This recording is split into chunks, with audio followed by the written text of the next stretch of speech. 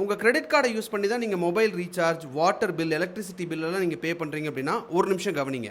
ஏன்னா credit card மூலமாக நீங்கள் ஸ்வைப் பண்ணிங்கன்னா உங்களுக்கு கேஷ்பேக் கிடைக்கும். ஆனால் அது ஒரு ஹிடன் சார்ஜஸ் இருக்குது.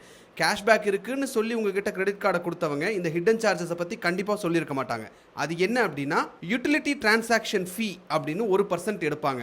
அது எப்போ அப்ளை ஆகும் அப்படின்னா ஒரு ஸ்டேட்மெண்ட் சைக்கிளில் 50,000 ரூபாய்க்கு மேலே நீங்கள் யூட்டிலிட்டிஸ்க்கு நீங்கள் உங்கள் கிரெடிட் கார்டிலேருந்து பே பண்ணியிருந்தீங்க அப்படின்னா எக்ஸீடிங் அமௌண்ட்டுக்கு 50,000 ரூபாய்க்கு மேலே எவ்வளோ பணம் வருதோ அதுக்கு 1% சார்ஜ் போடுவாங்க. நான் முன்னாடி சொன்ன மாதிரி electric bill, water bill, gas bill, mobile recharge இது எல்லாமே உங்கள் யூட்டிலிட்டிஸ் அப்படின்ற ஒரு செக்ஷனுக்கு கீழே வரும்.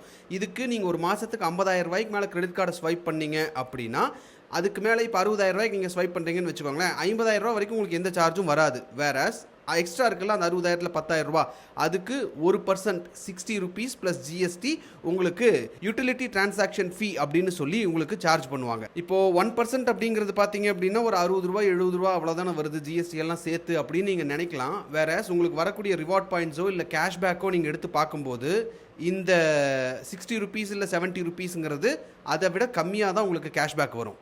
இது யாருக்கெல்லாம் பெரிய லெவலில் எஃபெக்ட் பண்ணும் அப்படின்னு பார்த்தீங்கன்னா ஒரு நார்மல் ஃபேமிலிக்கான த்ரெஷ்ஹோல்டே 50,000 ரூபா தான். அதை ஒருத்தங்க எக்ஸீட் பண்ணிட்டாங்க அப்படின்னா ஆட்டோமேட்டிக்காக எக்ஸ்ட்ரா அமௌண்ட்டுக்கு நீங்கள் அந்த 1% யூட்டிலிட்டி டிரான்சாக்ஷன் ஃபீயை பே பண்ணி தான் ஆகணும். இந்த ரிவார்ட் பாயிண்ட்ஸ் கிடைக்கும், இவ்வளோ கேஷ்பேக் கிடைக்கும்னு எல்லாம் உங்ககிட்ட கிரெடிட் கார்டு வாங்கும்போது நிறைய விஷயங்கள் சொல்லியிருப்பாங்க.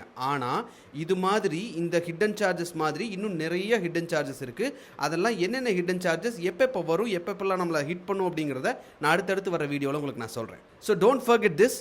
கிரெடிட் கார்டில் நிறைய பெனிஃபிட்ஸ் இருக்குது. எஸ், ரியலாக சொல்லப்போனால் நிறைய பெனிஃபிட்ஸ் இருக்குது. ஆனால் ஹிடன் சார்ஜஸும் நிறையா இருக்குது. அதையும் மறந்துடாதீங்க.